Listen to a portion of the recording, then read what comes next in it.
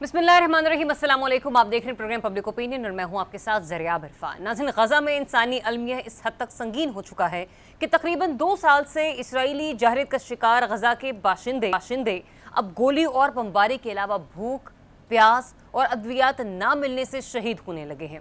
Israel निहत्ते फ़लस्तीनियों के खिलाफ खुराक की अदम फराहमी को बतौर हथियार इस्तेमाल करने लगा है, जिसके बाइस गज़ा की 20 लाख आबादी में से 1/3 कई दिनों तक भूखे रहने पर मजबूर है। हमास की ज़ेर इंतज़ाम वज़ारत सेहत का कहना है कि हालिया दिनों में 100 से ज़ायद अफराद ग़ज़ाई किल्लत से शहीद हो चुके हैं। ग़ज़ाई किल्लत से शहीद होने वालों में बड़ी तादाद बच्चों की है, जो कि दूध की बूंद बूंद को तरसते इस दुनिया से रुखसत हो चुके हैं। गज़ा के भूख और प्यास से मरते बच्चों ने आलमी बिरादरी के ज़मीर को भी झिंझोड़ कर रख दिया है और दुनिया के मुख्तलिफ ममालिक, ख़ास करके मगरबी ममालिक जिसमें फ्रांस, जर्मनी और बरतानिया शामिल हैं, इन्होंने ग़ज़ाई किल्लत पर तशवीश का इजहार किया और इन ममालिक के अवाम भी इसराइल के खिलाफ एहतजाज करते हुए नजर आए। जबकि अब से कुछ देर पहले अमरीकी सदर डोनाल्ड ट्रंप ने बरतानवी वज़ीर-ए-आज़म के हमरा मीडिया से गुफ्तगू करते हुए इस उम्मीद का इजहार किया कि गज़ा में ज़रूरतमंदों तक खाना पहुंच जाए। लेकिन सवाल अहम यह है कि क्या आलमी बिरादरी महज तशवीश तक ही महदूद रहेगी या फिर इसराइल के खिलाफ कोई फैसलाकुन कदम भी उठाएगी? आखिर कब तक इसराइल आलमी बिरादरी के ज़मीर, अक़वाम मुत्तहिदा की करारदादों और जिनेवा कन्वेंशन के जंगी क़वानीन को रोनता रहेगा? कब तक गज़ा में इंसानी अलमिया बरकरार रहेगा? इस पर आज प्रोग्राम के पहले सेगमेंट में तो गुफ्तगू नहीं होगी, इसको हम आखिर में डिस्कस करेंगे। लेकिन जो हम पहले बात करना चाहेंगे वो होगी मुल्की सियासत की, जहां पर आइंदा चंद दिनों में मुल्की सियासी मंजरनामा इंतहाई सनसनीखेज होने वाला है। एक तरफ PTI ने 5 अगस्त को मुल्क गिर एहतजाज की कॉल दी हुई है, तो दूसरी जानिब 8 अगस्त से पहले 9 मई के वो केसेस जो कि बाकी रह गए हैं, उनके फैसले मुतवक्की हैं। जिसके बाद PTI को खदशा ये है कि उनके बड़े तादाद में अरकान पार्लियामेंट नाअहल हो जाएंगे। PTI ने एहतजाजी तहरीक अपोजिशन अलायंस तहरीक तहफ़्फ़ुज़ आईन पाकिस्तान के प्लेटफॉर्म से चलाने का ऐलान किया है, जिसकी हिकमत अमली का ऐलान अपोजिशन की APC के बाद 1 जुलाई को किया जाएगा। पाकिस्तान तहरीक इंसाफ के एहतजाज का मुमकिन प्लान A और प्लान B क्या होगा? इमरान खान की 9 मई में जमानत की 8 अपीलों पर कल सुप्रीम कोर्ट में समाअत होनी है, तो क्या रिलीफ के कोई चांसेस हैं इन हालात में? इन तमाम सवालों का जवाब हम प्रोग्राम में आगे चलकर लेंगे। जबकि इसके साथ साथ हुकूमत ने बिजली की गर्दिशी कर्जों में कमी का फैसला तो कर लिया है, लेकिन क्या इस फैसले से आवाम को कोई रिलीफ मिलेगा या भारी बिलों पर सताए आवाम पर कमर्शियल बैंकों से कर्जा लेकर मजीद बोझ डाला जाएगा? इन तमाम के लिए मुझे ज्वाइन कर रहे हैं सीनियर सहाफ़ी तज्ज़ियाकार रिजवान रज़ी साहब, अनवर रज़ा साहब और ज़मीर हैदर साहब। सबसे पहले बात कर रहे थे पाकिस्तान में सियासी सूरत हाल के हवाले से, जो कि 1 अगस्त को एक ऑल पार्टीज़ कॉन्फ्रेंस है अपोजिशन की। देखना यह है कि इस ऑल पार्टीज़ कॉन्फ्रेंस में शिरकत कौन कौन इख्तियार करता है और आइंदा के हवाले से जो 5 अगस्त को तहरीक का आगाज़ होना है, उसके लिए पाकिस्तान तहरीक इंसाफ की स्ट्रेटजी आखिर है क्या? ज़मीर हैदर साहब, आपसे आगाज़ करूँगी। मुझे ये बताइएगा, क्या लग रहा है आपको मुतवक्के प्लान A और प्लान B पाकिस्तान तहरीक इंसाफ का 5 अगस्त को होने वाली एहतजाजी तहरीक की सूरत में? देखें, मुझे तो नहीं लगता कि कोई एहतजाजी तहरीक जान पकड़ेगी, क्योंकि एक सिर्फ इनकी लीडर आलिया हमजा साहिबा के कुछ ट्वीट सोशल मीडिया पे देखने को मिलते हैं कि जी फ़लाँ ज़िले में मीटिंग हुई और बड़ा ज़ोर पकड़ा हुआ है तहरीक ने, और जो खान ने कहा था कि 5 अगस्त तक पीक पर लेके जाएंगे, तो वो तो अब चेंज हो चुका हुआ है। अब तो करना ही 5 अगस्त को है, तो 5 अगस्त को के हवाले से भी अभी तक तो एज सच कोई मोमेंटम जो है वो नज़र नहीं आ रहा। आज अब कितने दिन रह गए हैं? 7-8 दिन रह गए हैं, 6-7 दिन, लेकिन अभी तक कोई मोमेंटम नज़र नहीं आ रहा। Plan A, plan B, plan C, इनके तमाम लीडर्स आके जो है वो चेंज करते रहते हैं। कोई प्लान A जब आता है तो उसके बाद प्लान B आ जाता है कि जी 5 अगस्त तो है ही नहीं, एग्जिस्ट ही नहीं करता, वो तो 90 दिन की तहरीक है। फिर वो दोबारा कहते हैं नहीं जी 5 अगस्त तक पीक नहीं, 5 अगस्त से शुरू होगी तहरीक। एक्सप्रेस न्यूज़ भी सर ये रिपोर्ट करता हुआ नजर आया कि प्लान B की सूरत में यूनियन काउंसिल्स की सतह पर एहतजाज होगा, गलियों में एहतजाज होगा, कुछ इस किस्म की जो है ना वो स्ट्रेटजी उनके सामने है। लेकिन मेरा सवाल यहाँ पर ये है कि अगर ऐसा है भी, फर्ज कर भी लिया जाए, तो क्या वजह है कि प्लान A की तरफ कोशिश करती हुई पाकिस्तान तहरीक इंसाफ नजर नहीं आ रही? मैंने आपको यही बताया ना कि जब लीडरशिप जो है, जो कि बाहर है इस वक्त PTI की, उनमें कोई सिंक्रोनाइजेशन नहीं है, कोई हम आहंगी नहीं है, कोई अपनी एक छोटी सी दुकान लगाकर चल रहा है, कोई और अपनी दुकान लगाकर चल रहा है। देखें, जो सबसे ज़्यादा 5 अगस्त के हवाले से अगर कोई जान डाल सकता था इस तहरीक में तो वो था अली अमीन गंडापुर के। वो अपने केपी से बंदे लेके निकलता और लाहौर पहुंचता। अगर मीनार पाकिस्तान का अगर नहीं भी इजाज़त मिलेगी, मेरा ख्याल में है कि शायद उसका अभी तक कोई फैसला आया है कि नहीं आया मुझे नहीं मालूम, लेकिन इजाज़त तो हम पहले ही कह चुके थे कि नहीं मिलेगी। हाँ। लेकिन क्या प्लान है इस तरह का कि लोग निकलेंगे 5 अगस्त को? अभी तक तो देखिए ना, बात बड़ी सिंपल सी है, आप चेंज करते रहते हैं, मुख्तलिफ लीडर्स की मुख्तलिफ स्टेटमेंट्स आती रहती हैं। अभी आपने बताया कि जी यूनियन काउंसिल लेवल पे, तहसील लेवल पे 10, 20, 50 लोग तो वैसे ही किसी कॉर्नर मीटिंग में जमा होते रहते हैं। तो क्या वो तहरीक को, उसको तहरीक समझा जाए कि 5 अगस्त की ये तहरीक है? आई डाउट दैट, क्योंकि उसमें अगर अब आपको लोग नजर नहीं आएंगे, आपको पता नहीं लगेगा कि क्या, और फिर जिस तरह की तलवारें अब लटक रही हैं इनकी लीडरशिप पे और जो पकड़ दकड़ शुरू हुई भी है, उसमें मुझे तो नहीं लगता कि कोई 5 अगस्त का कोई, देखें इन सब चीजों के बावजूद तहरीक चल सकती थी अगर सिर्फ एक पॉइंट था कि जो लीडरशिप इस वक्त बाहर है वो किसी एक पॉइंट पर मुत्तफिक हो जाते, एक बात पर मुत्तफिक होते कि जी 5 अगस्त को जलसा होना है, तहरीक चलनी है, तो फिर शायद कुछ हलचल नजर आती। ठीक है, लेकिन क्योंकि सब का अपनी अपनी एक राय है, इसकी वजह से मुझे तो जो है वो नजर नहीं आ रहा कि ये 5 अगस्त को कोई बड़ा शो कर सकेंगे, वरना ये छोटी छोटी कॉर्नर मीटिंग्स तो ये तो रूटीन मैटर है। ठीक है रिजवान रज़ी साहब, 5 अगस्त को ज़मीर हफ़ीज़ साहब को तो कुछ होता हुआ नजर नहीं आ रहा, आपको 1 अगस्त को कुछ होता हुआ नजर आ रहा है? जो ऑल पार्टीज कॉन्फ्रेंस ऑर्गेनाइज करने जा रही है पाकिस्तान तहरीक इंसाफ, इसका फ्यूचर आप क्या फोर्सी कर रहे हैं? देखिए ज़मीर साहब का चूंकि मैं पुराना फैन हूँ तो इसलिए मैं इसकी लिबर्टी लेके इतनी बात अर्ज कर दूं, ज़मीर हैदर साहब चाहते हैं कि पीटीआई वाले बेचारे जो हैं वो 5 अगस्त से पहले ही जेलों में चले जाएं। अच्छा, अपना प्लान बताएं कि हमने ये प्लान करना है और उस प्लान के तहत जो अदारे हैं उनको छापे मार के पकड़ लें। भाई ये भी तो पार्टी का एक हो सकता है ना, स्ट्रेटजी हो सकती है कि वो लॉ एनफोर्सिंग एजेंसीज को एंगेज रखे मुख्तलिफ किस्म की स्ट्रेटजीज के अंदर, और आखिर में जिस दिन कायद ने कहा हुआ है उस दिन वो निकल के बाहर आ जाएं। तो just on a lighter note, लेकिन देखिए पीटीआई की तरफ से 2 वाज़े बातें सामने आई। एक बात हमें सोशल मीडिया से पता चली कि बानी पीटीआई ने जेल से ये कहा है कि 5 अगस्त इस तहरीक का पीक होना चाहिए, नुक्ता इंतहा होना चाहिए, पीक होना चाहिए। जबकि दूसरी बात हमारे पास सामने आई बैरूनी क़यादत से, अली अमीन गंडापुर साहब की तरफ से, कि जनाब हम 3 माह का वक्त देते हैं, यानी कि 5 अगस्त को तहरीक शुरू होगी। दोनों बातों के अंदर अगर हम कंपैरिजन करें तो इस वक्त हमें अली अमीन गंडापुर साहब की स्ट्रेटजी जो है वो पूरी पार्टी की हिकमत अमली के ऊपर फिलहाल, अभी उन्होंने बताना है हमें यकम को कि वो क्या करने जा रहे हैं, लेकिन फिलहाल तो हमें अली अमीन गंडापुर साहब की जो स्ट्रेटजी है वो डोमिनेट करती हुई नजर आ रही है कि जनाब 5 अगस्त को शुरू करेंगे और अगले 3 माह के अंदर इसको अपने नुक्ताए इंतहा पे ले जाएंगे और इतना प्रेशर बनाएंगे कि हुकूमत जो है वो बानी पीटीआई को छोड़ने के ऊपर मजबूर हो जाएगी। एक तो मेरे ख्याल के अंदर मुझे तो ये लगता है। अच्छा। लेकिन जो यकम की बात है, देखिए जितनी पार्टियां आल तो सर उस 90 रोज के अंदर अंदर रज़ी साहब वो जो बीच में फैसले हुए हैं 10 अगस्त से पहले 9 मई के सिलसिले में, वहां पे फिर मैं आपको एक और, मैं यही बात एक अर्ज करने लगा हूँ। आजकल फैसले हो रहे हैं और 10 अगस्त तक 9 मई वालों के सारे फैसले जो है वो मुख्तलिफ अदालतों ने सुना देने हैं, नंबर 1। और नंबर 2, मुझे ये लगता है कि आज जो टेकअप हुआ है जो है वो बानी पीटीआई की एप्लीकेशन अपील जो सुप्रीम कोर्ट के अंदर लिस्ट हो गई है और कल मेरा ख्याल उसकी समाअत है। जिस तरह 9 मई वाले फैसले जो थे वो अटके हुए थे और पीटीआई सुप्रीम कोर्ट पहुंची और सुप्रीम कोर्ट ने कहा कि जी अगस्त से पहले उसको निपटा दें, यानी कि वो गले पड़ गया।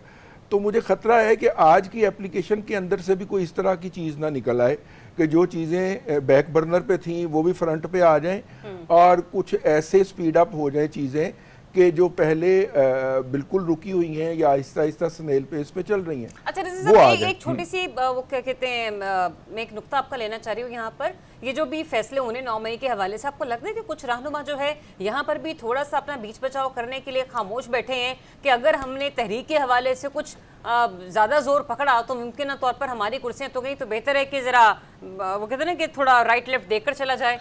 देखिए, जो तो है नजरियाती तौर पे जमात के साथ, और वो तो नहीं बैठेगा, वो तो निकलेगा अपने कायद की कॉल के ऊपर। अभी मैं देख रहा था वीडियोस भी कुछ अब आज डाल दी गई हैं, वो अडयाला का गेट तोड़ने वगैरह की वो फैलाई गई हैं ग्रुपों के अंदर। वो तो उसके अंदर अपना हिस्सा डालेगा, ठीक है। लेकिन मसला ये है कि जो उनके हवाले किए गए थे, जिस तरह मौजूदा हुकूमत के भी कुछ हवाले किए गए हैं लोग, जो वो कहते हैं कि जनाब हमें तो पता नहीं है, अगर वो चाहते तो प्राइम मिनिस्टर भी हो सकते थे। इस तरह के बहुत सारे लोग हवाले किए जाते हैं ना हुकूमतों के। तो वो जो हवाले किए गए हैं वो यकीनन मोहतात होंगे कि अगर उन्हें कश्ती बदलने का कहीं से हुक्म आ जाए तो वो आराम से इस इधर से जंप लगा के उधर जा सकते। ठीक है। मुझे ये बताइएगा अनवर रज़ा, ये भी ज़मीर हैदर साहब भी कह रहे थे ना कि उन्हें तो तवक्कुआत थी, रज़ी साहब भी बात करें अली अमीन से, फिलहाल उन्हें अली अमीन की स्ट्रेटजी डोमिनेट करती हुई नजर आ रही है, और ज़मीर हैदर साहब ने भी ये कहा कि अली अमीन अगर निकलते हैं तो पता चलता है जी कि शायद कोई तहरीक में जान पड़ सकती है, क्योंकि पंजाब का तो हमारे सामने ही है, आपके भी सामने मामलात हैं। लेकिन मेरा सवाल इसी सिलसिले में ये है कि कैसे हम अली अमीन के ऊपर रिलाई कर सकते हैं? हमसे मुराद में पीटीआई के वर्कर्स के हवाले से बात कर रही हूँ, वो लोग कैसे रिलाई कर सकते हैं जिन्होंने खुद सेनेट की नशिस्तें उठाकर प्लेट में सजाकर अपोजिशन को दे दी, फिर आए रोज गवर्नर फैसल करीम कुंडी साहब जो हैं वो उनकी सूबे की सदारत के हवाले से, सूबे के वज़ीर आला होने के हवाले से कहते रहते हैं, ताना मारते रहते हैं कि जब हमारे पास जैसे ही नंबर पूरे हुए, एक भी नंबर पूरा हुआ तो सूबे की जो कुर्सी है वो चलेगी। वो कुर्सी बचाएंगे कि वो तहरीक को बचाएंगे?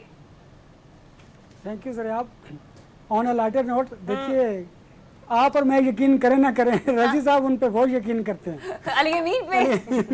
हाँ जी। अच्छा, दूसरी बात जरा गौर कीजिए, मैं आपको बताता हूँ, इनकी स्ट्रेटेजी बताता हूँ। आप देखिएगा 31 और 1 अगस्त को आईन तहफ़्फ़ुज़ पाकिस्तान की 2 रोज़ा कॉन्फ्रेंस होगी। महमूद खान अचकज़ई और पाकिस्तान तहरीक इंसाफ लाइक माइंडेड लोग उसमें बैठेंगे। सही। 5 अगस्त को जिसकी आप बात कर रही हैं वो भी सुन लीजिए, ये खबर ही है आपके लिए भी मेरे लिए भी। अच्छा। कि 5 अगस्त को अलामती तौर पर एहतजाज किए जाएंगे अपने अपने हलकों में। तो पहली बात जरा देख लीजिए कि तहरीक शुरू होने से पहले अल्लाह के फजल से दम तोड़ गई है, क्योंकि बानी पीटीआई ने कहा था कि 5 अगस्त को नुक्ता इंतहा पर होनी चाहिए तहरीक। अली अमीन गंडा साहब फरमाते हैं कि वो 5 अगस्त से शुरू करेंगे और 90 डेज का वक्त है। आप मुझे बताइए, इस मुल्क में एक दिन में सियासत किस तरह पलटे लेती है, किस तरह हचकोले लेती है, सबको पता है। 90 दिन के अंदर अंदर क्या होगा। फिर दूसरा आप देखिए कि किस तरह प्रेशराइज किया जा रहा है उन्हें भी, कि गवर्नर जो केपी के हैं फैसल करीम कुंडी, वो भी कहते हैं कि हम तहरीके अदम एतमाद ला कर दिखाएंगे। लेकिन मुझे ये बताएं अनवर, ये सेनेट की फिक्स मैच के बावजूद अभी तक इतनी खतरे में है अली अमीन की कुर्सी?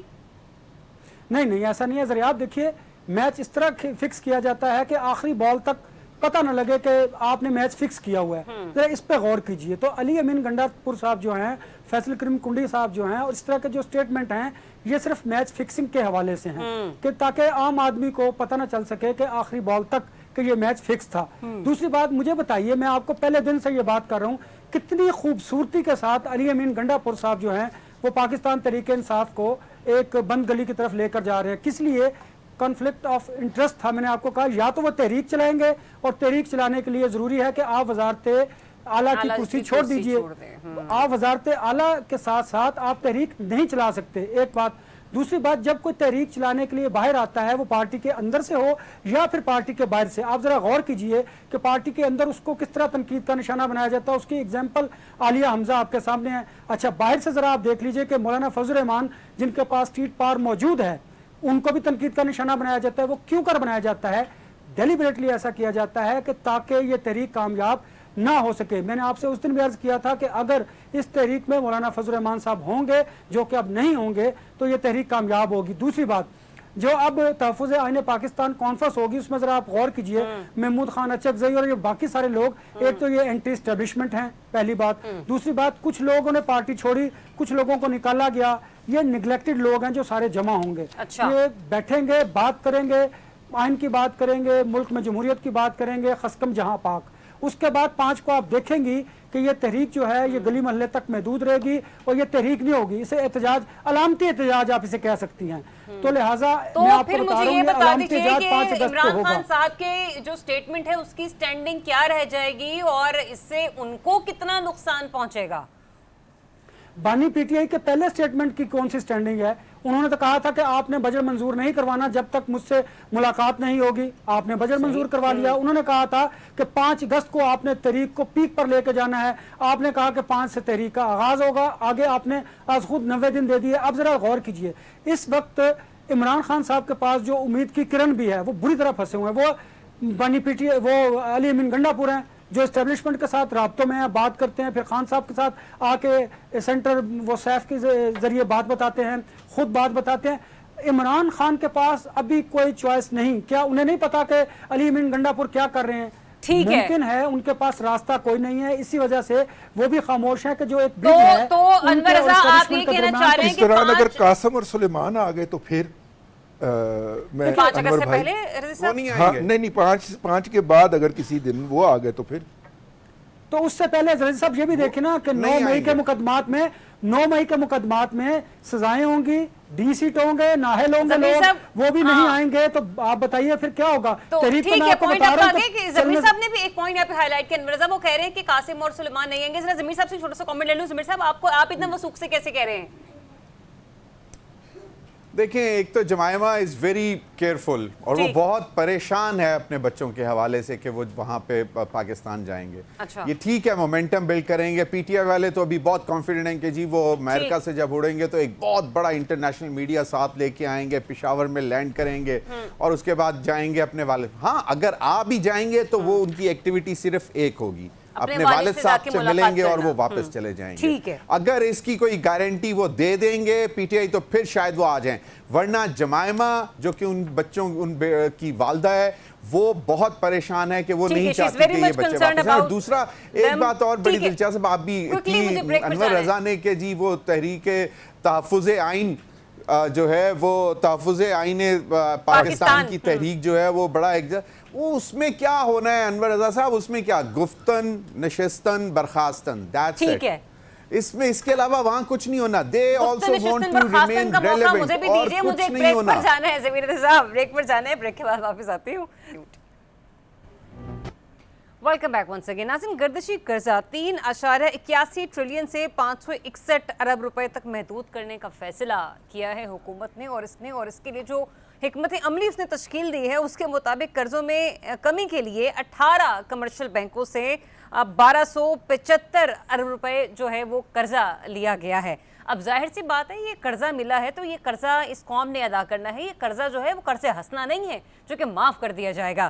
رضوان رضی صاحب، یہ پھر ظاہر سی بات ہے آپ نے ادا کرنا ہے، میں نے ادا کرنا ہے، انور رضا نے کرنا ہے، ضمیر حیدر صاحب اور باقی تمام لوگوں نے کرنا ہے. نہیں کرنا تو خواص نے ادا نہیں کرنا. لیکن کن صورتوں میں ہمیں یہ قرضہ جو ہے یہ ادا کرنا پڑے گا؟ کہاں پہ کڑوی گولی کھانی پڑے گی؟ دیکھیے، بات یہ ہے کہ ہم نے بڑا جوش و خروش کے ساتھ ایل این جی کے اوپر 5 پروجیکٹ لگوائے پنجاب میں. اور جس وقت ہم پروجیکٹ لگوا رہے تھے اس وقت ایل این جی کی قیمت تھی $3 سے لے کے $18 کے کہیں درمیان. صحیح. اور ہمارے اس وقت کے وزیر اعظم نے $7 پہ جب دوحہ سے قطر سے ایل این جی خریدی تھی تو ہم نے بہت شور مچایا تھا کہ مہنگی خرید لی. اچھا. یوکرین کی جنگ کے نتیجے کے اندر وہی ایل این جی جو ہے وہ $40 پر MMBTU کے اوپر جا کے فکس ہو گئی ہے. ٹھیک ہے. اب اور ہمارے وہ 4 کے 4 جو پروجیکٹ ہیں جو کہ ہم نے ایل این جی کے اوپر لگائے تھے وہ سارے کے سارے بیکار ہو گئے. صحیح. کیونکہ اگر ہم ایل این جی پہ بجلی بناتے ہیں تو ہمیں اس وقت بہت مہنگی پڑے گی. یہ ان کو اگر ہم گیس پہ چلانے کی کوشش کریں گے. یہ تو آپ نے مجھے توجیہ بتا دی نا کہ یہ وجہ ہو سکتی ہے. مجھے یہ بتائیے ہم نے دینا کیسے؟ اب ان کے کیپیسٹی چارجز ہم نے پے کرنے ہیں کیونکہ اب ہم ان سے بجلی بنوائیں یا نہ بنوائیں، اور نہیں بنوا سکتے تو پھر بھی پے کرنے ہیں. تو قرض تو بڑھ رہا ہے، وہ خرچہ تو وہیں پہ کھڑا ہوا ہے.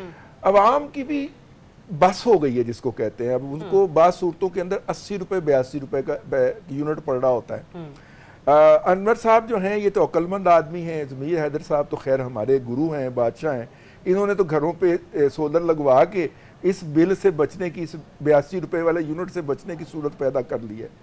اور ان کا بھی برڈن آ گیا، ان کا بھی جی میں تو پھر دیکھیں نا، میں تو ضمیر صاحب کو مرشد مانتا ہوں، تو ان کے نقش قدم پہ چلتے ہوئے میں نے بھی لگوانا تھا. تو اب دیکھیے یہ سارا کچھ، وہ ہم بھی نکل گئے اس نیٹ ورک میں سے نا. اب مسئلہ یہ ہے کہ یہ پھر کون یہ والی کیپیسٹی پیمنٹ ادا کرے گا. چونکہ جتنا نچوڑا جا سکتا ہے کنزیومر کو اس سے زیادہ نچوڑ لیا گیا ہے، تو پھر سرکار اپنے پلے سے ادا کرتی ہے. اور یوں وہ جو سرکولر ڈیٹ ہے جس کو ہم گردشی قرضہ کہتے ہیں وہ ہر سال بڑھتا جاتا ہے. اگر یہ 3.81 کا فگر درست ہے، 3810 ارب روپے کا فگر درست ہے، تو یہ بات ذہن میں رکھیے کہ وہ 1200 ارب روپیہ لے چکے ہیں. سرکار یہ ادا کرتی ہے، سرکار پلوں تو ادا نہیں کرتی، سرکار اس کو پائلٹ کرتی جا رہی ہے نا. پیسے ہم دیتے نا ٹیکس کی مد میں، اور نہیں کسی ایک طریقے سے نہیں دیتے ہوتے تو یہ پائل اپ نہ ہوتا. اچھا ٹھیک ہے، تو ابھی بھی کیا سرکار گارنٹی لے رہی ہے 1275 ارب روپے وہ خود ادا کرے گی؟ نہیں، وہ آپ سے اور میرے سے ادا ہوں گے. میں کہہ رہی ہوں آپ کو. اچھا آپ یہ دیکھیے کہ اب یہ جو 3810 ارب روپے جو 3081 ارب روپے جو ہیں، ان کا بھی جو ہے وہ سود جو ہے وہ آپ کے بلوں سے جایا کرے گا. وہ سرکار کو اس طرح کی بات کرنے کی کوشش کر رہی ہے کہ یہ جو ہم نے بینکوں سے سود لیا ہے، قرض لیا ہے، اس کا سود یا تو آپ کے پلے ڈال دیا جائے، اور یا پھر ان لائبلٹیز کو اتارنے کے لیے بینکوں سے لون اٹھا لیا جائے اور وہ ادھر ایڈجسٹ کر کے. لیکن اس کا کوئی فائدہ نہیں ہوگا، یہ ڈیٹ ٹریپ ہے. وہ آپ ایک دفعہ اتاریں گے، دوسری دفعہ پھر چڑھ جائے گا، کیونکہ جو اصل میں آپ قیمت وصول کر پا رہے ہیں، میکسیمم وصول کر پا رہے ہیں، وہ تو آپ وصول کر رہے ہیں. تو رضی صاحب ایک کامن مین سے میری مراد یہ ہے، کیونکہ آپ کی فائنانس بیٹ رہی ہے نا، آپ کو اس کے کانسیکوینسز نظر آ رہے ہیں. یہ جو ہمارے وزیر خزانہ بیٹھے ہیں، وزیر توانائی بیٹھے ہیں، اور اس کے علاوہ جو اتنی بڑی ہماری کابینہ بیٹھی ہوئی ہے 3-4 درجن افراد پر مشتمل، سر انہیں یہ نظر نہیں آتا؟ دیکھیے میں جو اس وقت جن لوگوں کو دیکھتا ہوں، اور ضمیر صاحب جو ہیں، میں ان کی رہنمائی میں یہ عرض کر رہا ہوں، ان میں سے کسی کے پاس یہ کیپیسٹی نہیں ہے کہ اتنے بڑے ایشو کو سالو کر سکے. ٹھیک ہے انور رضا، اگر ان میں سے کسی ایک کے پاس بھی اتنی کیپیسٹی نہیں ہے کہ اس ایشو کو ریزالو کیا جائے، تو پھر یہ کرسیاں چھوڑتے کیوں نہیں، گھر جاتے کیوں نہیں؟ ذرا یہ کرسی کیوں کر چھوڑیں گے؟ انہی کی وجہ سے تو یہ سارے مسائل پیدا ہوتے ہیں. مجھے بتائیے رضی صاحب، ضمیر ذرا، پی کارز کیا ہوتے ہیں؟ پی کارز میں بجلی ہم سے مہنگی کیوں ہم خریدتے ہیں؟ ایک بات وہ کیوں کر کے، کیا اس وقت پہ زیادہ ان پروڈکشن کاسٹ پڑتی ہے؟ میری سمجھ سے تو باہر ہے. ہم پر جو ٹیکسز لگائے گئے ہیں میری سمجھ اور عقل سے بالا تر ہے. کوئی جسٹیفائی کر سکتا ہے حکومتی نمائندہ اس میں سے؟ اوور بلنگ کو کوئی کر سکتا ہے جسٹیفائی؟ اس میں جو کرپشن ہے اس کا عنصر آپ نکال سکتے ہیں، لائن لاسز کو نکال سکتے ہیں. پاور پلانٹ جنہوں نے ہمیں ایک یونٹ نہیں دیا، ان کو جو آپ نے اربوں روپے پیمنٹ کیا، اس کا حساب کون دے گا؟ انہی لوگوں نے دیا ہے. تو یہ کیوں کرنا چھوڑیں گے اس سیٹ کو؟ اس قرض پر، گردشی قرضوں پر جو سود ہے وہ میں نے آپ نے ادا کرنا ہے، یہ کیوں کر ادا کریں گے؟ اب جو قرضہ لیا ہے، اب جو بینکوں سے قرضہ لے رہے ہیں گردشی قرضوں کو ایک جگہ پر رکھنے کے لیے، اس کا قرض بھی آپ نے اور میں نے سود ادا کرنا ہے. مسئلہ یہ ہے یہاں پر کہ آپ جانیے کہ ان لوگوں نے یہ جو پاور پلانٹس کے مالکان ہیں اور جو حکومتوں میں لوگ بیٹھے ہیں، ان کا گٹھ جوڑ ہے، ٹھیک ہے، انیکسز ہے ان کا. یہ کیا کرتے ہیں؟ یہ انہی کی وجہ سے سب کچھ ہوتا ہے کہ یہ انہیں بیل آؤٹ کرتے ہیں اپنے اپنے دورے حکومت میں، انہیں بڑا ریلیف دیتے ہیں، انہیں گردشی قرضوں کی پیمنٹ کرتے ہیں. آپ ماضی میں دیکھ لیے، اب دیکھ لیجئے، پیمنٹ کر دیتے ہیں، پھر وہ اس کی پیمنٹ کا جو سود ہے قرضوں کا، وہ ہم نے اور آپ نے ادا کرنا ہے. دوسری بات دیکھیے، یہ کوئی اس پہ بجلی بحران نہیں ہے. آپ شوگر کو اٹھا کر دیکھ لیجئے، آٹا بحران دیکھ لیجئے، آپ گندم سکینڈل دیکھ لیجئے، آپ بجلی کا بحران دیکھ لیجئے. اب ان کے بینیفیشری کون ہے؟ ہم تو نہیں ہیں، ہم تو مظلوم لوگ ہیں. ہم نے تو ٹیکسز ادا کرنے ہیں، ہم استعمال کریں نہ کریں ہم نے بل پے کرنا ہے. یہ ان کے بینیفیشری وہ لوگ ہیں جو حکومتوں کے اندر موجود ہیں اور جو حکومتوں کے باہر اسی طرف توجہ دلانے کی کوشش کر رہے تھے، انہوں نے آج پریس کانفرنس میں کی اور بہت سارے سوالات بھی پوچھے اس حکومت سے. دیکھیں یہ وہ لوگ سوالات اٹھا رہے ہیں جو حکومت کا حصہ رہے ہیں، بڑے امپورٹنٹ لوگ ہیں. جب یہ حکومت سے باہر ہوتے ہیں تو پھر انہیں بھی یہ سوالات آتے ہیں. ان کی بھی مجبوریاں ہوں گی، لیکن سمجھنے کی ضرورت یہ ہے کہ اب دیکھیں نا، جب آپ کے دورے حکومت میں کوئی سکینڈل ہوتا ہے اس وقت تو کوئی نہ میڈیا آواز اٹھا سکتا ہے، نہ کوئی نیب، نہ کوئی ایف آئی اے بول سکتا ہے. جب اب حکومتوں سے हटते हैं और आपकी आर्म ट्विस्टिंग के लिए ऐसे केसेस को उठाया जाता है, तो मैं समझता हूँ ना सिर्फ ये कौम के साथ बल्कि इस इदारों को तबाह करने के लिए ये किया जाता है, ठीक है। क्योंकि ये पॉलिटिकल आर्म ट्विस्टिंग की जाती है। लिहाजा हमें सोचना और समझना होगा कि अब जो कुछ हमारे साथ मौजूदा वक्त में हो रहा है, हमें इसे हाईलाइट करना है, यही मुहिब्बे वतन होने का सबूत है। ज़मीर हैदर साहब, ये सुनने में आया कि अवाम के जो बिजली के बिल हैं उसमें को ₹4.25 के करीब सर ये ऐड ऑन किया जाएगा फी यूनिट के हिसाब से। सर यहाँ पे पेट्रोल प्राइस बढ़ानी हो और लेवी ना कम करनी हो, कभी ढकोसले किए जाते हैं कि बलूचिस्तान की फलानी सड़क जो है उसका काम होना है तामीराती, कभी कार्बन लेवी की टीके लगाना ये शुरू कर देते हैं। मतलब जो भी करना है इन्होंने अवाम का गला दबोच कर ही करना है, खुद से इन्होंने कोई हिकमत अमली इस्तेमाल नहीं करनी और कुछ नहीं करना। ज़रा आप पहले तो एक मैं क्लैरिफिकेशन दे दूं कि मेरे पास सोलर नहीं है, मैं सोलर इस्तेमाल नहीं करता क्योंकि मैं किराए के घर में रहता हूं और उसमें मैं अपना सोलर नहीं लगा सकता। बातें कर रहे थे, वो अपना हवाला देकर आपके कंधे पर बंदूक चला रहे थे। ठीक है, एक चीज। और दूसरी चीज ये कि कर्जों वाली बात जो है ना, जिसको गर्दशी कर्जा कहते हैं, ये एक वो शेर है, पता नहीं क्या वो था कि कर्ज की पीते थे और फिर समझते थे कि रंग लाएगी पता नहीं बादा मस्ती, जो भी है। आप मुझे एक बात बताएं कि आप इन आईपीपीज या जो भी प्रोजेक्ट्स लगे हुए हैं, आपने कोशिश की इनके साथ नेगोशिएट करने की? ये सॉवरेन गारंटीज के तहत प्रोजेक्ट्स लगे हुए हैं, आप इनको आउटराइटली एकदम उनको नहीं कह सकते कि जी बंद करें, निकलें, हम आपको कैपेसिटी पेमेंट्स नहीं कर रहे, जिसकी वजह से ये इस वक्त सर्कुलर डेट जो है आपका 3.81 ट्रिलियन प्लस रुपीस इस वक्त खड़ा हुआ है। बात यह है कि आपको अपने लाइन लॉसेस, इसके साथ साथ बहुत सारी चीजें ऐसी हैं जिसको आपने एड्रेस करना है, जो कि आप एड्रेस नहीं कर सकते। Governance is the main issue, line losses हैं, थेफ्ट है, फिर आपने ट्रांसमिशन लाइंस में कभी इन्वेस्ट ही नहीं किया। जितनी कैपेसिटी में बिजली पैदा हो रही है उतनी वहां तक पहुंचती भी नहीं है, लोगों तक नहीं पहुंचती क्योंकि लाइन लॉसेस बहुत होते हैं। तो बहुत ये मल्टीपल इसमें फैक्टर्स हैं जिसकी वजह से आज मैं और आप जो हैं इतने महंगे बिजली के बिल देने के लिए मजबूर हैं। और आपका क्या ख्याल है कि हमें पता लगेगा कि ये 4 रुपए कुछ पैसे जो आपने बताए ये कहाँ पे किस मद में एडजस्ट हो गए हैं? अच्छा ज़मीर साहब, एक बात, ऐसी चीजें सामने आती हैं, ज़मीर भाई एक बात ले लीजिए, सामने आती हैं कि एक बात ले लीजिएगा जी, सॉरी, 45% जो हैं ये चाइनीज इस वक्त जो कैपेसिटी जिनको हम पे करते हैं 45% चाइनीज को करते हैं, 40% सरकार के अपने हैं। ये जिनको हम मातम करते हैं रोजाना बैठ के सेठ का, लोकल सेठ का, उनके सिर्फ 15% है। सर क्या इस वक्त अच्छे माहौल के अंदर, जैसे हमारी चाइनीज के साथ आजकल बड़ी आयरन क्लैड फ्रेंड है, क्या आप उनसे बात नहीं कर सकते कि यार ये आप कैपेसिटी पेमेंट थोड़ी सी बाद में ले लेना और सरकार अपनी भी कैपेसिटी पेमेंट डेफर कर ले थोड़ी देर के लिए या खत्म कर दे? नहीं रजी साहब, आप मुझे एक बात बताएं, आपने जो उनसे पैसे लिए हैं वो रोल ओवर ही कर देते हैं तो आपके फॉरेन एक्सचेंज रिजर्व्स जो हैं वो दोबारा उनमें जान आ जाती है। आप उनसे क्या क्या मांगेंगे? वो कहते हैं कि जी ठीक है हमें प्रोजेक्ट्स आगे चलाने दो, इसकी खपत होगी, ये जितनी बिजली प्रोड्यूस करने की इस्तात रखते हैं उतनी ही बिजली हम प्रोड्यूस करेंगे और उसकी खपत भी होगी और वो उसी हिसाब से फिर सस्ती भी होगी। लेकिन आप मुझे बताएं, आप क्या इंडस्ट्रियलाइजेशन हुई? जो वो जितने सीपैक के लेफ्ट राइट पे जो स्पेशल इंडस्ट्रियल जोन्स या स्पेशल इकोनॉमिक जोन्स बनाना चाहते थे वो बने? कुछ भी तो नहीं बना। तो जब एक चीज बेच ही नहीं रही है तो उसके फिर वो क्या करें? वो पैसे कहां से लेंगे? आपको देने पड़ेंगे चाहे वो प्लांट बंद है कि नहीं बंद है। और ये वो रियलिटी है ज़मीर हैदर साहब जो आप शेयर कर रहे हैं, लेकिन जो हुकूमत सेलिब्रेशन मोड में आती है और बड़े बड़े इश्तिहार होती है वो सीपैक फेज 2 के इफ्तिताह की तरफ चल पड़ती है।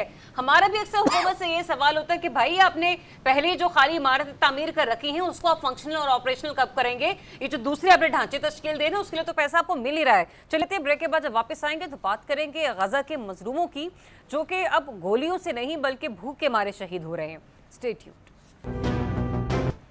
नाज़रीन, इस्राएली गोलियों और बमबारी के बाद अब गजा के लोग जो हैं वो भूख से शहीद होने लगे हैं और बताया जा रहा है, जो रिपोर्ट्स आ रही हैं, 93% गजा की आबादी जो है वो इस वक्त शदीद गजाई बहरान का शिकार है, जिसमें 1/3 अफराद जो हैं वो भूख से जाबहक हो गए हैं। ऐसे में इर्द गिर्द के जो मुस्लिम ममालिक हैं उनकी पूरी कोशिशें, बिलखुसूस मगरबी ममालिक, इसमें कोशिश हमें नज़र आते हैं कि किसी न किसी तरीके से इन लोगों की मदद को पहुँचा जाए और खुराक इन तक पहुँचाई जाए, लेकिन अनफॉर्चुनेटली ऐसा होता हुआ नज़र नहीं आ रहा। अब से कुछ देर पहले डोनाल्ड ट्रंप की मुलाकात और एक मीडिया टॉक हमें देखने को मिली जो कि बरतानवी वज़ीर आज़म हैं उनके साथ।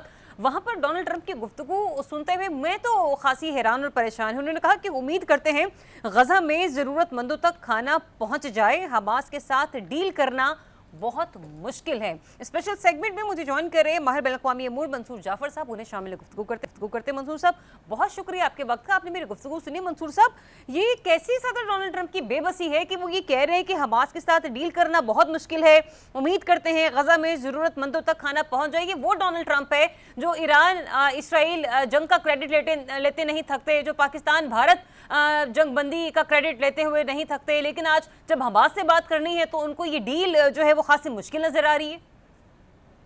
मेरा ख्याल है कि इससे बड़ी खुद फरेबी जो है वो डोनाल्ड ट्रंप की या उनके इर्द गिर्द बैठे हुए बरतानवी वज़ीर आज़म की नहीं हो सकती कि उन्हें आज 22 माह बाद ये पता चला है कि जिस तंजीम के खिलाफ उन्होंने अपनी पूरी लश्करकशी की थी उसे वो शिकस्त देने में कामयाब नहीं हो सकते, और उन्होंने इतनी बड़ी ह्यूमन टोल जो है इस यानी अपने इस मिशन के लिए कुर्बान कर दी है, और अब भी उनका जो इंतकाम है वो पूरा नहीं हुआ। अब उन्होंने जब उनके गोलियां और हथियार ख़त्म होते नज़र आ रहे हैं तो ऐसे में उन्होंने भूख को एक हथियार के तौर पे इस्तेमाल करना शुरू कर रखा है, और मैं समझता हूँ कि इससे बड़ी इस सदी की और कोई बदकिस्मती नहीं हो सकती कि जिसमें जितने यानी एक दुनिया को ग्लोबल विलेज बनाने का तो हमने यानी क्रेडिट ले लिया और सारी चीज़ें कर ली, लेकिन हमने फ़लस्तीनियों को इस एडवांस एज में जो भूखे मरते छोड़कर, मैं समझता हूँ कि इससे बड़ा जुल्म और ज़्यादती ख़ास तौर पे जो यानी जो जदीद अक़वाम है, यानी इस वक्त तो दावा अमेरिका और उनके हवारी ही कर रहे हैं, लेकिन इस वक्त इसके साथ साथ जो यानी अश्कशोई के लिए जो कोशिशें की जा रही हैं, यानी वहाँ एयर ड्रॉपिंग की जा रही है या रफा क्रॉसिंग खोलने की बातें की जा रही हैं, ये सारे के सारे मीडिया स्टंट्स हैं। ऑन ग्राउंड जो है अभी भी सिचुएशन वही है, जो ट्रक जो रफा क्रॉसिंग के लिए जाने थे वो वहां नहीं पहुंच सके, और जो एयर ड्रॉपिंग की गई है आप समझ सकते हैं कि वो 25 टन एयर ड्रॉपिंग की गई है, जो तीन ट्रकों के लोड के बराबर है। अच्छा, मुझे मंसूर साहब मैं यहाँ पे भी आपकी जरा राय लेना चाह रही हूँ। 221 बरतानवी अरकान पार्लियामेंट है जिन्होंने बरतानवी वज़ीर आज़म को ख़त लिखा कि फ़लस्तीनी रियासत को तस्लीम किया जाए। आपको लगता है कि फ्रांस के बाद दीगर जो मगरबी ममालिक हैं वो फ़लस्तीनियों को या फ़लस्तीन को एक रियासत की हैसियत में तस्लीम करेंगे? और इसी असना में एंटोनियो गुतेरेस ने कहा कि आलमी बिरादरी भूख का बतौर जंगी हथियार इस्तेमाल मुस्तरद करे। तो जब यहाँ पर बरतानवी पार्लियामेंट के 221 अरकान मिलकर वज़ीर आज़म को ख़त लिख सकते हैं, तो अक़वाम मुत्तहिदा के जो मेंबरान हैं, जो रुकन हैं, वो क्यों नहीं इस चीज़ को एड्रेस कर सकते कि ये जो बतौर जंगी हथियार इस्तेमाल किया जा रहा है भूख को, इसको ख़त्म किया जाए इस मामले को? देखिए, जहाँ तक अक़वाम मुत्तहिदा का ताल्लुक है तो मैं समझता हूँ उसकी बेबसी तो इस वक्त नविश्ता दीवार है। यानी जिस इदारे का सेक्रेटरी जनरल जो है वो बैन अक़वामी शहरियत रखता है, वो इस वक्त इसराइल का दौरा नहीं कर सकता, वहाँ नहीं जा सकता, वहाँ लैंड नहीं कर सकता, तो वो उनके पास कुव्वत नाफ़िज़ा कौन सी है कि जिसके ज़रिए वो ये सारे करारदादें और इस तरह के ऐलानात जो हैं या उनके बड़े खुशनुमा बयानात हैं उनको ज़मीन पर ट्रांसलेट कर सके। जहाँ तक बरतानिया का ताल्लुक है तो आपके इल्म में है कि बरतानिया ने ही तो इस फ़लस्तीन के दिल में जो है ये इसराइल का नासूर बोया था, और इसी तरीके से अब फ्रांस बड़ा चैंपियन बना फिर रहा है दो रियासती हल का, और उसके साथ सऊदी अरब भी कंधे से कंधा मिलाए खड़ा है। तो ये फ्रांस ने ही तो इस पूरे इलाके की बंदरबांट की थी खिलाफत के खात्मे के बाद कि ये इलाका फ़लाँ अरबों को दे दिया जाए फ़लाँ को।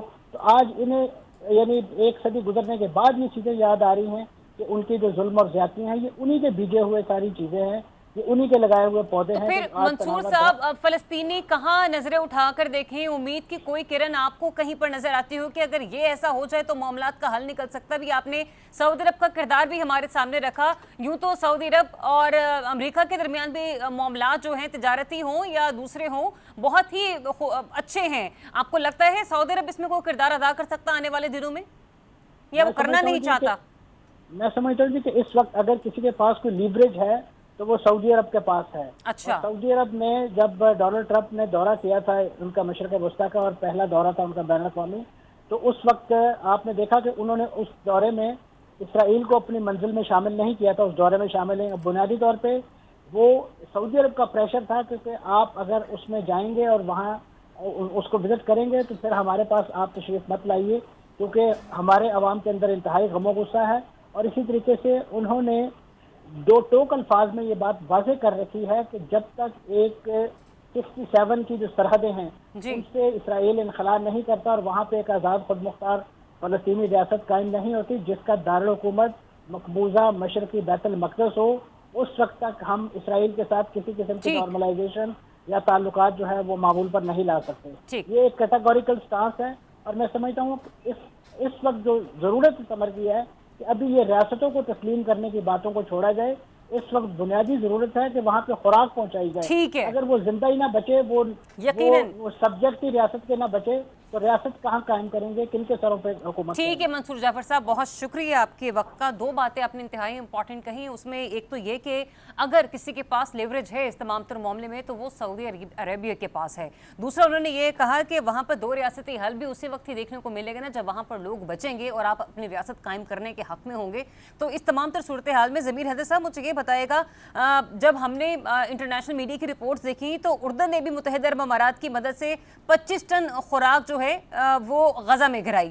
پھر مصریوں نے بوتلوں میں اناج, چاول سمیت دیگر خشک اشیاء خورنوش بھر کر سمندر میں بہانا شروع کی اور جو بحیرہ ایروم سے متصل دیگر ممالک ہیں ان سے بھی ریکویسٹ کی کہ کسی طریقے سے مطلب سمندر کے راستے ان بوتلوں کو بہایا جائے تاکہ ان معصوموں کو جو ہے نا وہ خوراک میسر ہو سکے. سر اس بے بسی پر سمجھ نہیں آتا سوال کیا کیا جائے اور تجزیہ کیا کیا جائے. ضمیر حیدر صاحب, بہت ہی افسوسناک بات ہے کہ ہم سنتے ہیں کہ جی وار کرائمز کے اوپر سزائیں ملتی ہیں لوگوں کو جنگوں کے بعد کہ جی انہوں نے اتنا ان ہیومن ظلم کیا, انہوں نے میس گریوز بنائیں. سربیا میں بھی ہم نے یہ سنا کہ جی وار کرائمز کے تحت کیسز چلنے چاہیے ان جرنیلوں پر. بات یہ ہے کہ یہ لیونگ ہیومن بینگز ہیں, ان وہاں پہ بھوکے بچے ہیں. اس میں کسی کا کیا جاتا ہے بھئی, جب جنگ ہوگی تب دیکھی جائے گی نا کہ جب جنگ لڑیں گے تو ابھی تو کم از کم ان کو بھوک سے مارنے کا کہاں پہ کنسپٹ لکھا ہوا ہے کہ جی آپ اگر جنگ نہیں ہو رہی تو آپ ان کو کھانا نہ پہنچنے دیں. اور پھر اس قسم کی کہ جی چلیں جی پانی میں بہا دیں بوتلیں اور وہ قسمت ہوئی تو ان تک پہنچ جائے گا, نہیں پہنچی تو نہیں پہنچی. یہ ایک انتہائی ایک افسوسناک بات ہے. دیکھیں میں سمجھتا ہوں کہ امت مسلمہ کو یہ چیز ریئلائز کرنے کی ضرورت ہے کہ بھئی آپ ویسٹ کو یہ بتاؤ کہ جی جو بھی معاملات ہیں, پہلے جنگ ہوئی, جنگ رکوائی گئی ایران اور اسرائیل کی, اس کے بعد وہاں پہ اس سے پہلے آپ کو معلوم ہے پچھلے سال تقریباً کوئی 8-9 مہینے ہو گئے تھے کہ جس طرح کی وہاں پہ جنگ چل رہی تھی. اس کے بعد بھی کہا گیا کہ جی جنگ بندی ہو جائے گی, لیکن پھر بھی کہیں نہ کہیں ہلکے چھوٹے حملے ہوئے اور سکول کے اوپر حملے ہوئے, ہسپتالوں پر حملے ہوئے. ٹھیک ہے, لیکن خوراک بیسک رائٹ ہے آپ کا. یہ یو این کے آفس کو جو ہے, جو کہ اقوام متحدہ جو کہ ساری دنیا کے اوپر نظر رکھتا ہے, اس کو یہ نظر نہیں آ رہا. ہاں کہیں پہ نیچرل کلیمٹی آ جاتی ہے, وہاں پہ جناب یو این جو ہے وہ باقاعدہ اناؤنس کرتا ہے کہ جی یہاں پہ خوراک پہنچائی جائے, نیچرل کلیمٹی آ گئی, فلڈز آ گئے, یہ ہو گیا, وہاں پہ خوراک پہنچائی جائے اور پھر ایئر ڈراپ بھی کروائی جاتی ہے خوراک باقاعدہ بڑے بڑے جہازوں کے ذریعے. تو یہاں ان کو کیا بھوک اور پیاس بچوں کی نظر نہیں آتی. اور جیسے خوفناک وہاں کا منظر دیکھنے کو ملتا ہے سوشل میڈیا کے تھرو, بھائی وہ مخلوق ہے, اللہ کی مخلوق ہے, نہ مسلمانوں کو خیال آ رہا ہے نہ کسی اور کو خیال آ رہا ہے. اور جن کو خیال آ رہا ہے تو ان کی جو امیدیں ہیں, ان کی جو کوششیں ہیں وہ اس وقت رائے گاہ جا رہی ہیں. رضوان رسی صاحب, حماس اسرائیلی یرغمالیوں کو رہا کرنا نہیں چاہتی. سر آپ کو یہ کیا لگتا ہے کہ اس میں ڈونلڈ ٹرمپ کی خود کی سنجیدگی نہیں ہے معاملات کو حل کرنے کے لیے, یا پھر غزہ کی جو سٹینڈنگ ہے اس سلسلے میں وہ اپنی جگہ جو ہے وہ مؤثر ہے؟ دیکھیے ان کو ہم سمجھ رہے ہیں کہ وہ شاید میڈیٹر ہے, جس طرح انہوں نے پاکستان اور انڈیا کی جنگ بند کرائی ہے فلسطین میں بھی. حالانکہ ٹرمپ صاحب اس میں ایک پارٹی ہیں, وہ اسرائیل کے ساتھ مل کے کھڑے ہوئے ہیں اور وہ اسرائیل کی زبان بولتے ہیں, تو اس لیے وہ پارٹی ہیں. تو جب کوئی میڈیٹر آئے گا تو پھر ہم اس پہ بات کر لیں گے. اس وقت مسئلہ یہ نہیں ہے کہ رفح کراسنگ سے ٹرک اندر جا رہے ہیں کہ نہیں جا رہے. آج میں دیکھ رہا تھا کہ وہ ویڈیو بڑی شیئر کی جا رہی ہے کہ یو اے ای کے پرچم سے کور شدہ ٹرک ہیں لیکن اس کے اندر کچھ نہیں ہے, تو پروپیگنڈا شروع ہو جاتا ہے جیسے سوشل میڈیا کے اوپر.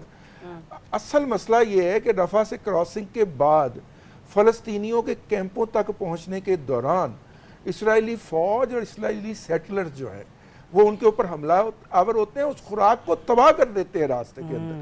ان ٹرکوں کو پنکچر کر دیا جاتا ہے, ان کو آگ لگا دی جاتی ہے. ابھی آپ نے کہا کہ امریکی صدر اس میں خود بطور پارٹی شریک ہیں, تو پھر مجھے یہ بتائیے یہ جو انہوں نے ابھی تھوڑا دیر گھنٹہ پہلے سٹیٹمنٹ دی, امید کرتے ہیں کہ غزہ میں ضرورت مندوں تک کھانا پہنچ جائے. یہ اشک شوئی. اور پھر دوسرا مرحلہ کیا ہوتا ہے, اگر یہ حملہ آوروں سے یا سیٹلر سے یا اسرائیلی فوج سے بچ بچا کے ان کیمپوں تک پہنچ جائے تو پھر انہوں نے وہاں پہ لوکل قبائل یا دہشت پسند تنظیمیں جو اس خطے کے اندر پائی جاتی ہیں القاعدہ ٹیب کی, ان کے جنگجو ہائر کیے ہوئے ہیں جو کہ لائن بنا کے کھڑے ہوئے خوراک کے انتظار میں لوگوں کے اوپر فائرنگ کرتی ہیں. اور آپ نے اگر سنا ہو تو پچھلے کم از کم 2-2.5 ماہ سے ہمیں یہ خبریں آ رہی ہیں کہ وہاں پہ فوڈ لینے کے لیے, خوراک لینے کے لیے لوگ کھڑے تھے, اس پہ فائرنگ ہوئی اور 100 بندے مارے گئے, 80 بندے مارے گئے. اب لوگوں نے اس طرح کے ٹریپس میں بھی جانا بند کر دیا ہے کہ جائیں اور لاش واپس آئے تو جائیں ہی نہ وہاں پہ. خوراک وہاں پہ موجود ہے, اندر بہت سارے ویئر ہاؤسز ایسے ہیں غزہ کے اندر جہاں پہ خوراک موجود ہے, لیکن خوراک لینے جانے کا مطلب موت ہے, اس لیے فلسطینی وہاں پہ نہیں جاتے. اب آ گئی بات ایئر ڈراپ کے اوپر. دیکھیے یہ اسرائیل جنگ شروع ہونے سے پہلے چین نے بھی وہاں پہ خوراک جو تھی وہ ڈراپ کرنا شروع کر دی تھی, اور مجھے یاد ہے, بڑی اچھی طرح یاد پڑتا ہے کہ چین نے باقاعدہ اسرائیل کو وارن کیا تھا کہ ہمارے طیارے آ رہے ہیں یہ ڈراپ کرنے کے لیے, اور آپ خبردار, آپ نے اگر ان کی طرف کوئی دیکھا تو کوئی اسرائیل کا طیارہ ان کے لیے نہیں اڑا تھا, اور وہ بڑے آرام سے 200-250 ٹن انہوں نے ڈراپ کیے تھے. آپ یہ کہنا چاہ رہے ہیں کہ چائنا بھی 3 ماہ پہلے. تو اگر امریکہ بات نہیں سن رہا مسلم ورلڈ کی یا وہ فریق بنا ہوا ہے, تو چائنا پہلے یہ پرفارم کر کے دکھا چکا ہے. ٹھیک ہے, یہ 9 مئی والی جو ہماری جنگ ہے اس سے پہلے چائنا نے ایک دفعہ وہاں پہ ایک بڑا آپریشن کیا ہے. تو مسلم ممالک کو چائنا کی طرف بھی یہ ریکویسٹ دوبارہ کرنی چاہیے کہ اس ہیومن کیٹاسٹروفی سے بچنے کے لیے. اس کو میں آگے کنٹینیو کرتی ہوں, انور رضا صاحب سے بھی لے لیتی ہوں. انور رضا صاحب, ایک طرف مسلم ممالک میں کردار جن کا اہم ہونا چاہیے وہ ہے سعودی عربیہ, ٹھیک ہے, لیکن اگر سعودی عربیہ بھی ہمیں یہاں پر یوں کہہ لیجئے کہ ہاتھ اٹھا کر نظر آئے گا تو پھر وہی بات آ جاتی ہے کہ مسلم ممالک کو چائنا کا رخ اختیار کرنا پڑے گا. یہ ہمارے لیے بھی بے حیثیت مسلم بڑی ہی شرمندگی کی بات ہے کہ ہم اپنے مسلم ممالک میں جو ایک بہت بڑا جس کا اسٹریچر ہے, بہت بڑا قد ہے, ہم اس کی طرف نہیں دیکھیں گے. وہ جو مسلم نہیں ہیں ہم خیر مسلم کی طرف بڑھیں گے اور کہیں گے کہ خدا را ہماری مدد کرے تاکہ ان تک کچھ خوراک پہنچے. ذرا آپ دیکھیے, آپ کے سوال کی طرف بعد میں آتا ہوں. آپ ذرا غور کیجئے, ایک تو ہمیں غزہ کی جو اصل صورتحال ہے اس کے بارے میں معلوم نہیں, ہم وہ پکچر دیکھ رہے ہیں کہ جو وہاں پر دکھائی جا رہی ہے, وہاں پر اس سے زیادہ مظالم ہیں. آپ دیکھیں نا عالمی قوانین کی, عالمی جنگی قوانین اور انسانی حقوق کی کس طرح کھلا اسرائیل خلاف ورزی کر رہا ہے. امریکہ بالکل اس کی پشت پناہی کر رہا ہے. امریکہ کے آپ سٹیٹمنٹ دیکھ لیجئے, ابھی فرانسیسی صدر کے بیان کے بعد جو امریکی صدر کا سٹیٹمنٹ ہے, آپ اس سے اندازہ لگا لینا چاہیے وہ کتنے باعث ہیں. اچھا, اس کا باعث جو نا تو بنتا ہے کفار کے ساتھ ہی ملے گا. اب آتی ہیں جو آپ کا سوال تھا, مسلم امہ کی جو بے حسی ہے اور جو ان کی مجھے مانا غفلت ہے. بائی گاڈ, اگر مسلم امہ سٹینڈ کرتی, کھڑی ہوتی غزہ کے ساتھ تو آج یہ صورتحال نہ ہوتی. کشمیر کا ایشو دیکھ لیجئے کیا تھا, وہاں پر بھی ہماری مسلم ممالک جو ہیں ان کی خاموشی ہے. امریکہ کو تو چھوڑ دیجئے, غزہ کی طرف آئیے, غزہ پر بھی ہمارے جو مسلم ممالک ہیں بالخصوص سعودی عربیہ وہ بھی خاموش ہے. آپ سٹیٹمنٹ دے دیتے نا, سٹیٹمنٹ سے کیا ہوگا؟ اس سے صرف آپ ایک میڈیا ہائپ کریٹ کر سکتے ہیں, بتا سکتے ہیں کہ جی اسلامی ممالک نے اپنا ایک رول پلے کیا ہے. دیکھیے OIC کا اجلاس بلانے کے لیے مسلسل باتیں کی جا رہی ہیں. جب OIC کا اجلاس ہوتا ہے تو اس میں بھی کوئی قرارداد کی حیثیت ہی نہیں ہوتی. آپ دیکھیں کہ 7 سے زائد مرتبہ جو ہے غزہ کی قرارداد سے متعلق امریکہ نے اس کو ریجیکٹ کیا ہے. آپ امریکہ کے باعث کو دیکھ لیجئے, وہاں پر میں سمجھتا ہوں, مجھے ایک بات, میں یہ انسانی ہمدردی کی بنیاد پہ کر رہا ہوں, دنیا کا کوئی بھی کونا ہو, کوئی بھی جگہ ہو, کوئی ماں یا باپ اپنا بچہ भूख से बिलखता हुआ देखता है उसको मरता देख सकता है? नहीं देख सकता। इसलिए वो खुराक की तरफ जाते हैं कि हम तो चले मर जाएं, हो सकता है कि हम अपने बच्चे के लिए, अपनी बच्ची के लिए कोई दूध ले आएं, कोई खुराक ले आएं, ताकि ये भूख से ना मरे। वो बम से तो मरना तरजीह देंगे, भूख से मरता हुआ अपने बेटे या बेटी को नहीं देख सकते। लिहाजा मुस्लिम उम्मा का जो किरदार है, मैं इंतहाई शर्मनाक किरदार है, मुझे दुख होता है ये बात करते हुए। आज हम अगर एक होते, आप ईरान की बात करती हैं, आप पाकिस्तान की बात करती हैं, अमेरिका ने दोनों को फेस सेविंग दी है, उसे मार पड़ी, इसराइल को तो आके बचा लिया, भारत को जब हमने मारा तो उसको आके बचा लिया। गजा में जो कुछ हो रहा है उसको मारने के लिए अनवर रज़ा, आपने बहुत बेईमाना दुरुस्त किरदार अदा कर निशानदेही रहा है। की और आपने हर पाकिस्तान के जो यूं कह लीजिए कि उसकी तर्जुमानी की। और इस वक्त वाकई सबसे बड़ा जो मसला है वो है ही ये कि किसी तरीके से इन मासूमों तक, इन मजलूमों तक खुराक पहुंच जाए। और इस वक्त अगर गजा में कोई सबसे ज़्यादा मर रहा है तो वो छोटे बच्चे हैं कि जो कि खुराक ना मिलने के बायस शहीद होते चले जा रहे हैं। इजाज़त दीजिए, अपना बहुत सा ख्याल रखिए, अल्लाह हाफ़िज़।